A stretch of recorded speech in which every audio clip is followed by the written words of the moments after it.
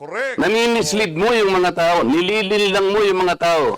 Ang dahilan ay hindi mo man lang masabi kung ano yung aking mga panlilinlang na sinasabi mo rito. Kulo at panlilinlang. Galing. Hindi ganyan yung mga vloggers na kilala ko. Yung mga vloggers umaatake rin sa akin, pero hindi ako balat sibuyas. Sapagat may basihan ang kanilang sinasabi. Kaya naman kitang idemanda, pero hindi na kita pagtitsagaan eh. Kung ikaw lang. Gusto ko lang malaman ng mga tao na walang basihan tong ginagawa mo. Para sa akin, sapat na. Nakabayaran sa'yo. O total, hindi na siya makakimo, Mr. Chair. Tapigilan ko na siya. O yan na nga ho ba sinasabi natin dito sa PH Update. Hindi porket abogado, matalino. Yan hong si Attorney Ricky. Isa ho yan sa mga ensaymada vlogger na pinagtatanggol ang administrasyon itong si Marcos Jr. Dito sa video na to, makikita nyo ho kung paano linampaso nitong si Kong Dante. Yang si Attorney Ricky Tomotorgo. Tomotorgo. Pambihirang apelido yan. Itago mo na lang, huwag mo lang ipakita. Dito sa video na to. Pero bago yan mga kababayan, isang like at sa subscribe. Masaya na ho tayo dyan sa mga gusto sumali sa ating community. Alam nyo na ho yan mga kababayan. Rekta ho muna tayo dito sa update sa atin. Itong si Ma'am Cathy B. Pambihira ho talaga. Oo, ibang klase itong si Ma'am Cathy B. No, ito, pakinggan ho natin to. Ano ho yan? Rekta ho sa Supreme Court. Pakinggan ho natin kung ano yung mga kaganapan ngayong mga panahon na to. Diyan sa Supreme Court. Ito, si Ma'am Cathy. Nandito po kami.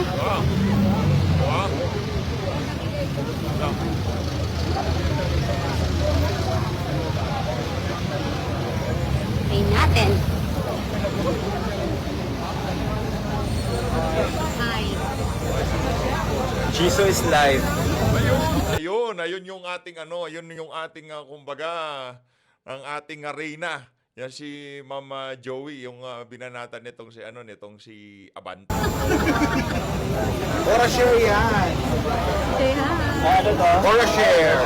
It's cheaper. Andyan din si Ay, hi, hello. Magandang hapon po. Ay, kompletong tropa. Ay, si Sir Ma'am. Nandito po tayo. ayun po tayo, pwede po tayo rito. Ayan po. Supreme Court. Ano po ginagawa namin dito? The Supreme of all Supreme, di ba? Yan. Thank you po sa inyong suporta, sa inyong lahat ho. Ayaw ho namin, hindi ho tayo papayag na matag, na troll, na mga fake news, na mga nagsisinungaling dahil ang ating mga pinupost at pinag-uusapan sa aming mga wall is mga makatotohanan lamang base sa kanilang pinapalabas sa kanilang mga live WADCOM committee. Yun ho. So, basically, hindi ho tayo matitinag kasi hindi tayo dapat matinag. Kasi obviously, they wanted to gusto lang patahimikin yung mga kanilang kritiko, which is wrong. Kasi imagine, no, kung ito makikita nyo talagang hindi na yan aid of legislation eh. Hindi na talaga. It's about kung ano yung gusto lang patunayan na mamaya na kontrolin ang boses ng mamamayang Pilipino, yung kritiko ng gobyerno, mga maling gawain ng gobyerno, yun po yung nakakalungkot. Kasi yun ang kanilang gustong kitilin. Obviously, nakita nyo naman yung kanilang mga inimbita is puro supporter ng Duterte or even critic lang talaga na nagsasabi ng katotohanan sa maling pangyayari sa ating bansa. Pero, hindi nila inimbita ang kritiko ng mga Duterte. Tama ba yun? Diba? Bakit? Yung parang, yung nag-criticize sa kanila, yun lang ang kanilang tinawag. Tapos, we know for a fact na ang balak nila sa amin is itali kami, itikom ang ating mga bibig kasi ang eleksyon ay parating na. Diba? Ang ho talaga nila doon, makontempt tapos kausapin itong mga vlogger na to. Manahimik na kayo. Pero yung si Ma'am Joey, yung papatahimik, malabo po ata yan. Yung si Ma'am Cathy Binag, malabo. Hindi nyo mapapatahimik yung mga yan. Malabo ho. Siguro kung merong mangyaring masama sa kanila, wag naman sana. Yun, mananahimik. Pero habang buhay yung mga yan, hindi ho yan mabibil. Hindi ho mabibili ng pera ang prinsipyo ng mga yan, lalo na yung si Ma'am Joey. Bilib ho tayo dyan sa totoo lang. Maling-mali ho yun. Yung ating freedom of speech, yung ating konstitusyon ay kanilang pilit binabaluktot. Pilit nilang gustong kontrolin ang ating bayan. Nakalimutan nila ang House of Representatives as is house ng mamamayang Pilipino. Hindi ho kanila yan, di rin nila pera yan. Ayan. Maraming salamat po sa inyong lahat. And lalo ho tayo magiging matapang dahil ang Panginoon ang ating gabay. Hindi ho tayo pababayaan ng Panginoon at never nanalo ang kasamaan sa kabutihan.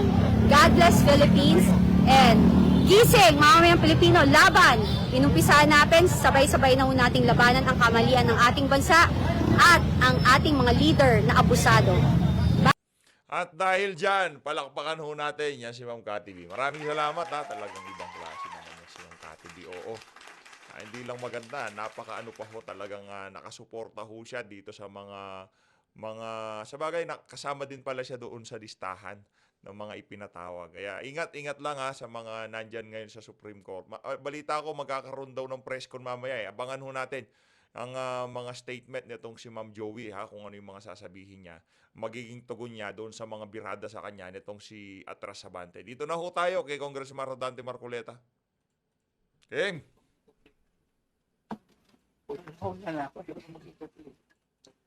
Hindi, tungkol lang sa sinasabi yung doktrina kanina. Attorney, abogado ka pala na nagtuturo sa Ateneo.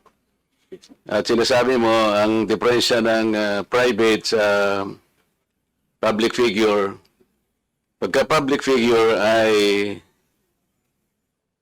hindi basta-basta. Kahit nabirahin mo, parang may lisensya ka na, parang gano'n sinasabi mo. Pero pag private, talagang kinakailangan may malis ka agad yun. Siguradong, kaya lang nung ikaw ay nag-vlog, ito yung title ng vlog mo sa akin eh. Nako, yan ang nga ba sinasabi natin. Huwag maniniwala sa pakulo at panliling lang ni Marcoleta. Nako po. Ano ang panliling lang ko, attorney? Yari ka dyan. Public figure ako, pero kailangan malaman ko, sapagkat dito lang may malis ka na eh. Una, hindi mo ako kilala, ikaw hindi rin kita kilala. Pero dito lang sa title na title pa lang, huwag maniniwala sa pakulo at panlilin lang ni Marcoleta. Oh, yan. Oh, Attorney Ricky Tumutorgo. Tumutorbo. Baka nun na itong si Condante. Ngayon matutorbo ka dyan kay Condante dyan sa House of Representatives. Yang si Ricky Tumutorgo, siya ho talaga yun sa mga bumibira kay Condante, kay dating Pangulo Rodrigo Duterte, kay VP Sara. Yung naratibo ho, ng mga ensaymada at talyanista vlogger, magkakamukha ho sila ng script. Kaya napapatanong ho tayo minsan, magkakasama ho ba kayo ng mga bayarang vlogger ng administrasyon ni Marcos Jr.? Kabilang ho ba kayo sa kanila? Ba't iisa ho kayo ng naratibo? Di ba naratibo nila?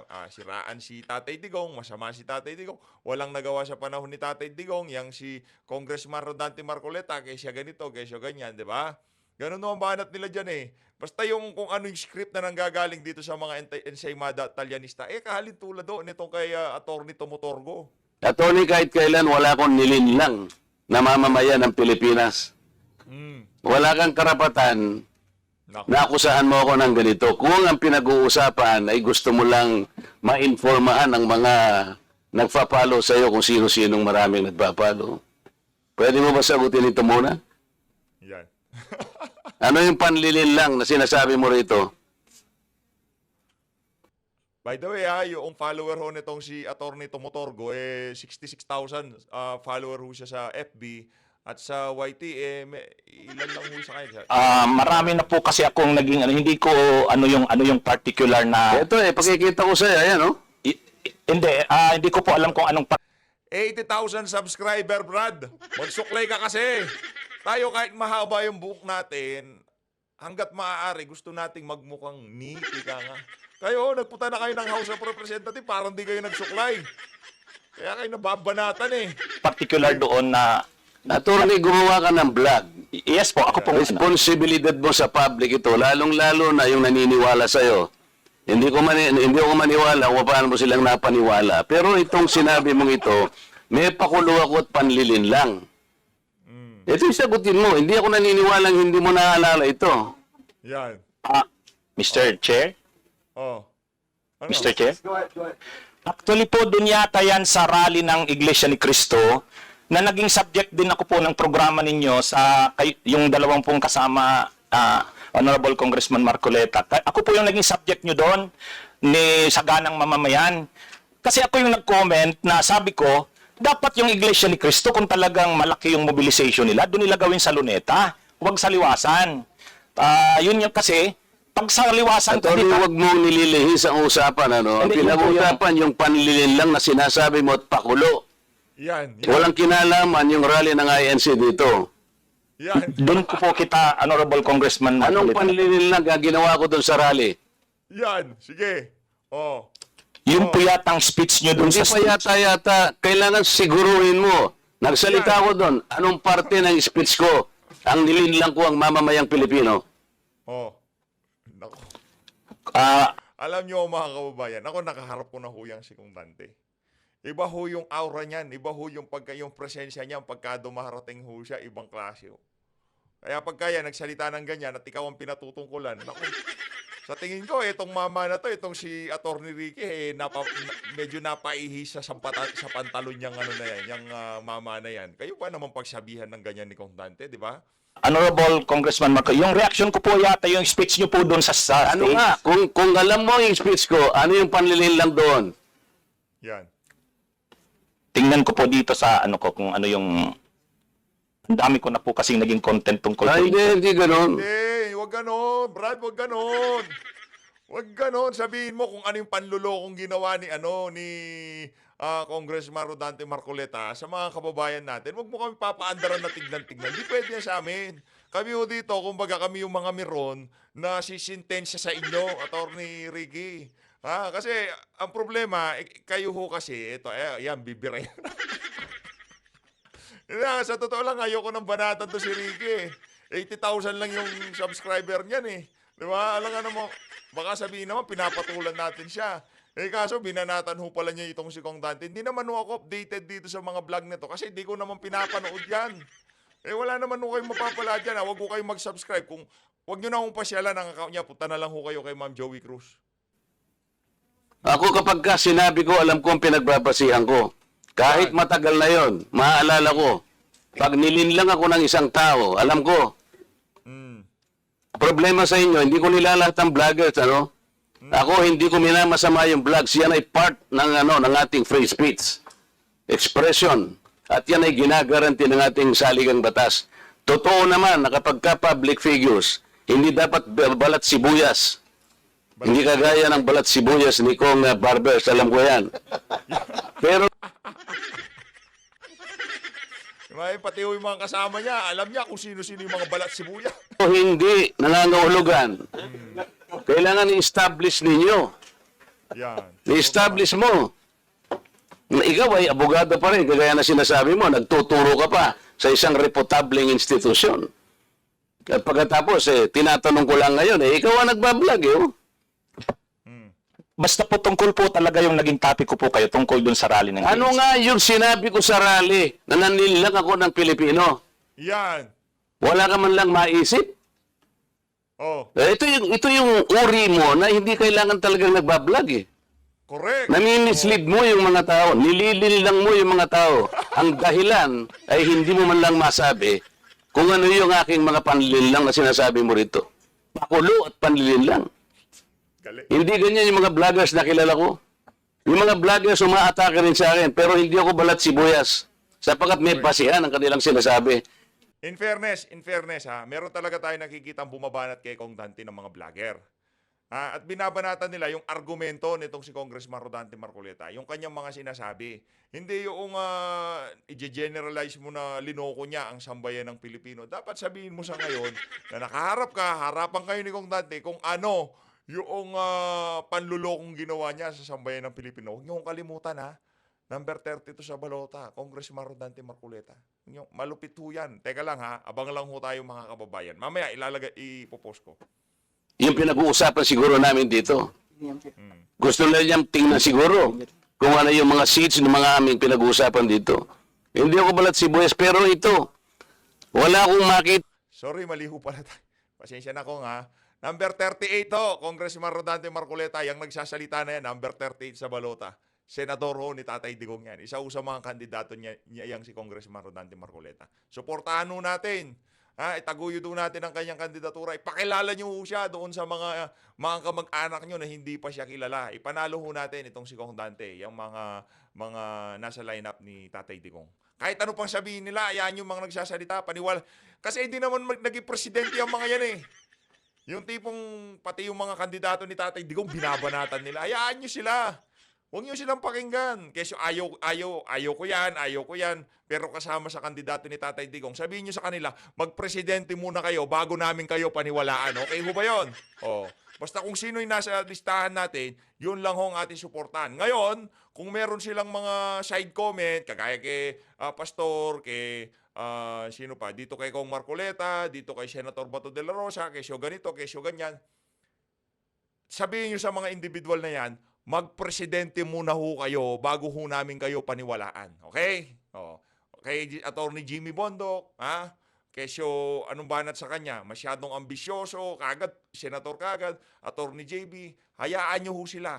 Merong nakita si dating Pangulong Rodrigo Duterte, diyan sa mga individual na nakikita nyo na yan, na paikot-ikot sa gilid ng ating screen. Meron hong nakita si Tatay Digong sa mga yan, na wala sa mga kasalukuyang kandidato ng pagkasenador ngayong mga panahon na to. Kaya ang paniwalaan ho natin, si dating Pangulong Rodrigo Duterte. Kahit galit kayo kay Lambino, pinili siya ni Tatay Digong. O yung mga galit kay Lambino, magpresidente muna kayo. Ganun lang yun. Di ba? Galit kayo kay Atty. Vic. Pinili siya ni Tatay Digong. Bago namin kayo paniwalaan, magpresidente muna kayo. Itang panlil lang na ginawa ko sa ating mamamayan. Ikaw, ang lakas ng loob mo na mag-vlog. Abogado ka pa naman. Abogado ka, Brad. Ang dating parang mas abogado pa kami sa'yo kasi hindi namin ginagawa yan. Sinasabi namin yung attorney Google, Google ng Google yung si di ba? Yung si Robert H. Barbers doon sa Twadcom, ang binabanata namin doon, kasi ho yan ang punot dulo ng pagdinig na yan, dahil ho yan doon sa Twadcom. Ang banat lang naman ho natin doon, masyado ho silang obvious. Masyadong one-sided ang hearing. Sinasabi ngayon, walang kinalaman si Tatay Digong, walang reward system. Sabi ni Garma, 'di ba? Contempt. Pagkaharap ulit, merong reward system, merong Davao model. Hindi ho ba kabanat-banat yung mga ganung banat nila diyan sa Twadcom? Isa pa. Colonel Grijaldo. Bineting process, hindi ho yung sekretaryo kung sino pa mga abogado. 2 congressman ho, kitang-kita sa CCTV. Abante at Fernandez. Paano mo sasabihin fake news yun? Yung argumento ho, kung ano yung pinag-uusapan, wag ho tayong lumabas doon. Pero paratangan mo na ganito, ganyan yan. Kaya kahit tayo, magagalit ako dyan, kahit kasama natin. Mali naman yan. O pagka sinabing, halimbawa, itong si Marbil, malambot siya sa watas, ipinagbabawal na droga. Totoo naman, sinabi niya, pampahaba lang daw ho ng oras yan ng mga trabahante. Kaya nga pagka pumasok ka sa trabaho, pinapapulburong test ka, pinapadrag test ka para malaman nila na nasa matamang katinoan ka. Kaya nga ipinagbawal yung mga substance na yan kasi nakakabaliw yung mga yan. Tapos gagawin mong dahilan, pampahaba ng oras kasi mahirap ang ating bansa. Anong ginawa ng mga congressman dyan sa Twadcom? Pinagsalita na nila ng pinagsalita yung mga nagurgor dahil sa war on drugs ni Tatay Digong. At yung mga yon, malamang sa malamang, 90 to 95% involved ho talaga sa pinagbabawal na pulburon. Kasi marami naman ho tayong kaibigan Wala naman hong nangyari na kagaya ng nangyari. Marami tayong kakilala. Hindi ho nangyari sa mga kakilala natin kung talagang talamak ang gurguran ng walang dahilan ng mga panahon na yun. Ni isa sa mga kakilala natin, wala hong nagurgur. At ang matindi ho dito, yung mga kakilala natin na yun, hindi ho involved sa pinagbabawal na pulburon. Kaya mapapaisip ho kayo Di ba? Hindi naman ho kayo basta-basta mai-involve kung hindi nyo tinignan, hindi nyo hinawakan, hindi nyo pinakialaman yung ipinagbabawal na pulburon na yan. Kaya meron ho talagang meron hong problema dyan sa isinagawang hearing na yan sa TUADCOM. Wala ho silang ginawa kung di siraan itong si dating Pangulong Rodrigo Duterte. Sabihin yung hindi, sabihin yung fake news yun. Tokwa. O ano? No! Gusto, panoorin ko po mamaya itong kung ano Ayun ang hirap sa atin, Mr. Chair eh. Oh. ano po kasi, Isip-isipin mo, bigla ka na lang gagawa ng isang vlog na ngayon itatanungin kita ng diretso, wala ka man lang masabi, kahit isang panlilin lang. At inaakala mo, baka sakaling doon sa rally. Ibig mo sabihin, naharap ako sa rally pagkalaki-laki para manlin lang ako ng mamamayang Pilipino? Oh. Hindi ka karapat dapat na abogado eh.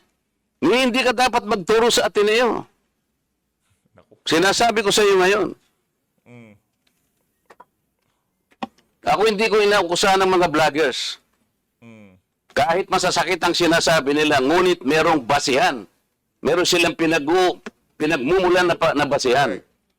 Correct. Kamukha nung isang vlogger, Mr. Chair. Nakita niya yung isang tarpaulin, isang billboard na-install doon sa SLEX. Parang Isang female vlogger, Mr. Chair. Nako, ipatawag yan. Ato, kung i-contempt ka. Hindi, patawag din dapat, pagpaliwanagin. Napanood ko. Itong si Marcoleta kanya, walang kahihiyan ito Tanga pala eh. At kinahihiya na rin siya ng mga kapatid niya sa Iglesia ni Cristo. Sapagkat, akalain mong gagawa siya ng billboard, isasama niya kanya si Pastor Kibuloy. Hindi ba niya alam na si Pastor Kibuloy ay ganyan. So, kinakailangan, Mr. Chair, na sagutin ko. Ang pagkakasabi ko lang po na sagutin ko, miss ka ako, hindi kita kilala, pero medyo nasaktan lang ako, pero nandun na lang, pagpapasensyaan na kita, sapagat ako ay public figure. Kung kulang ka ako ang ginanito mo, okay lang eh. Kaya lang kita sasagutin sapagkat yung mga nakikinig sa'yo, baka malin lang mo. Baka sila'y mailigaw mo sa paniwala na ako nga ang gumawa ng billboard na yan. So ipinaliwanag ko, Mr. Chair, hindi ako ang gumawa ng billboard na yan. Nakita ko na lamang po na biglang kasama po ako ron. At hindi naman po ipinaalam sa akin nung gumawa. Siguro po dahil si Pastor Kibuloy po ay tumatakbo rin isang senador, inakala niya siguro magiging maganda rin para sa kanya kung kami po ay magkasama. Ako naman po ay wala namang magagawa tungkol doon. Pero hindi ko na po, wala na po akong reaksyon sapagkat public figure nga po ako eh. Lahat kami ay... Alam niyo yan yung tipong malumanay na banat sa mga kasama niya. Lagi niyang pinapaulit-ulit na public figure ako. Kaya hindi ko ako pwede maging balat sibuyas. Di ba kayo nahihiya dyan para dito kay Atras Abante, kay Atty. Google, at dito kay Kwentong Barbero? Di ba kayo nahihiya dyan? Name calling na naman. Galit na kayo niyan. Pagka tinatawag kayo ng kung ano-ano, nagagalit kayo. Yan si Paduano. Di ba? Yung nagagalit ho sila pagka hindi sila tinatawag, dapat linalagyan Congressman Dan Fernandez, ganun gusto nila. Honorable Ace Barbers, yun ang gusto nila. Ayaw ho nilang tawaging Kwentong Barbero, nagagalit ho sila dyan. Kay Atras Abante, ayaw ho niya. Si Atty. Google, gagalit ho sila pagka ginaganon sila. Tatamaan. Ito nga po yung napakagandang pagkakasalita po sa Korte Suprema eh. Mr. Chair, basahin ko lang, maliit lang po ito. The interest of society, ito po yung United States versus Bustos. The interest of society and the maintenance of good government demand a full discussion of public affairs. Complete liberty to comment on the conduct of public men is a scalpel in the case of free speech. The sharp incision of its probe relieves the abscesses of officialdom. Men in public life may suffer under a hostile and an unjust accusation.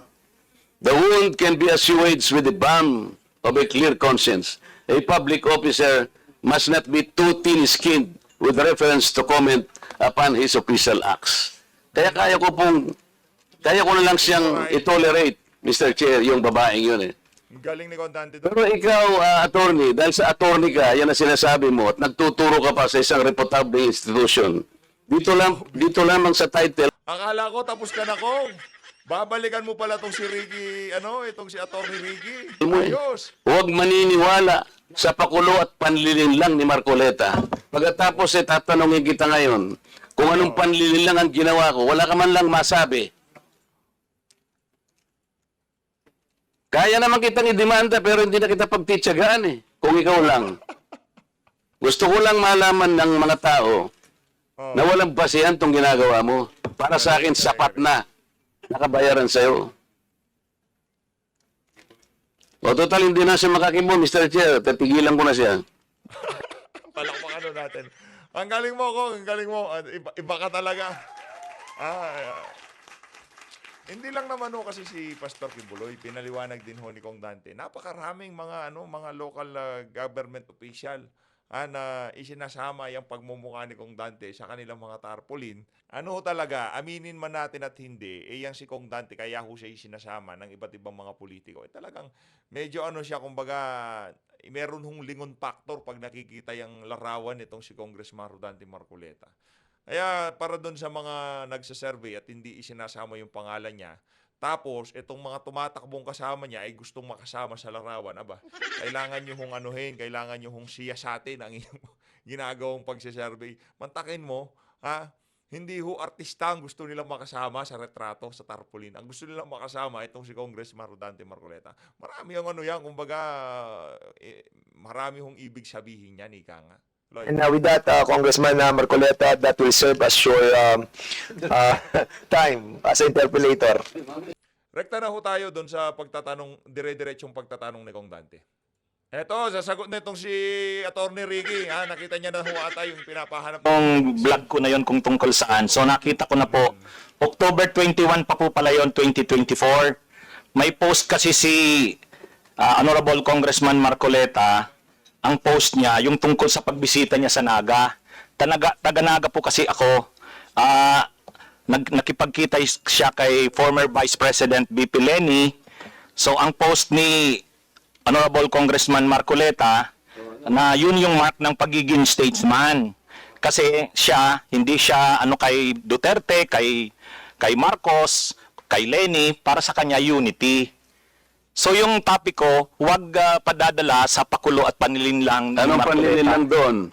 Yun nga po, explain ko yung sinabi ko. Kasi opinion ko po ito, sabi ko. Oo nga, hindi panlilinlang yon. Nakipag-handshake ako. Kaya nga, ang Sinabi ko, unity begins. sabihin ko lang po handshake. yung sinabi ko doon sa vlog ko. Hindi, panlilinlang ba yun? Mr. Chair, point of order lang po. Para What is the point of order? Point of order po hindi, yes. Dapat po,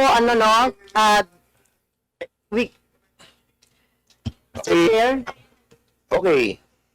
you So, can- what is the point of order Kasi you gave of time to Congressman Franz? Attorney. I'm still speaking. Sorry. What's the point of order of Ms. Point of Franz? order po yung conduct nung palitan nila ng exchanges of words. So, you have recognized po Attorney Ricky. So, let him explain before our colleague Marcoleta. I understand. Yeah. Okay, I'll be letting para maging wait. And please I understand address, both of you, please address the chair para hindi po Yeah. nagsasagutan. All right. Thank you. So we'll be letting Attorney Ricky to reply, and then I'll give a chance to Congressman Marcoleta also to ask you as well. Sige. Yes po, Attorney Mr. Ricky. Chair, thank you po. Ang sabi ko lang po, kasi kanina po, tinatanong ako tungkol dun sa vlog ko na yon. Hindi ko talaga maalala sa dami ko ng vlog. So, binasa ko po, pinanood ko. So, tungkol po yun sa post ni Honorable Congressman Marcoleta. Sabi niya, reading from netizens, reactions on my brief and casual meeting with former VP Leni. After my trip to Sipokot, I now realize how really divided our people are. Reaching out to all our leaders can also be personal. Our ability to show our humanity beyond the realm of political. How else are we able to exemplify the true meaning of statesmanship if you refuse to extend your hand to all who wants to grasp it? I believe unity always begins with the handshake. Tapos may picture siya, kasama niya sa PBBM, si Duterte, si Lenny, si Sara. Ang reaction ko doon, sabi ko, wag tayong padadala doon sa pakulo na yon at panlililang na. Kasi sabi ko, ang totoong statesman, ang paninindigan niya para sa bayan. Hindi ko nakita kay Congressman Marcoleta na ang mga paninindigan niya sa issue ay para sa bayan. So honest opinion ko po yun. Yun po yung ano ko. Hindi po ako doon, hindi po malicious yung ano ko, yung intention ko doon. Mr. Chair, may I react? Marcoleta, now you have the floor. Pinutol mo lang, attorney. Ang kasunod nun, alam mo, tingnan po ninyo yung record ni ni Congressman Marcoleta. Siya yung nagsara sa ABS-CBN. Ang yabang-yabang niya. Yes. Isipin mo, sasabihin mo sa akin, you do not even know the issues. Attorney, alam mo ba yung issue sa ABS-CBN? Yes po. What do you know about it? Mr. Chair. You can reply, Attorney Ricky, please. Mahaba po yung mga issues. Pero ang na-ratio pong issues doon, maraming hindi binabayaran ng tax ang ABS-CBN, may mga properties na in-acquire na illegal yung pagkaka-acquire, hindi binabayaran ng mga workers. So, mainly po yun yung nakita kong na-ratio yung issues nung pinasara yung hindi binigyan ng renew yung franchise. So, Mr. Chair, ano ang panlilingdang doon? Ni hindi mo alam yung Philippine Depository Receipts, ni hindi mo alam yung corporate layering, ni hindi mo alam yung transfer pricing na ginamit nila para magkaroon tax evasion through Big Dipper. Ni hindi mo alam ang napakarami nun. Pagkatapos, magbibintang ka na pakulo lang lahat ito, tako'y nanlilin lang. Ano ang binibigay mo sa followers mo, Mr. Chair? Wala kang masabi na panlilin lang eh. Ang sinasabi mo ngayon, opinion eh. Pwede kang kumabyo ng opinion. Attorney ha, kung talagang attorney ka.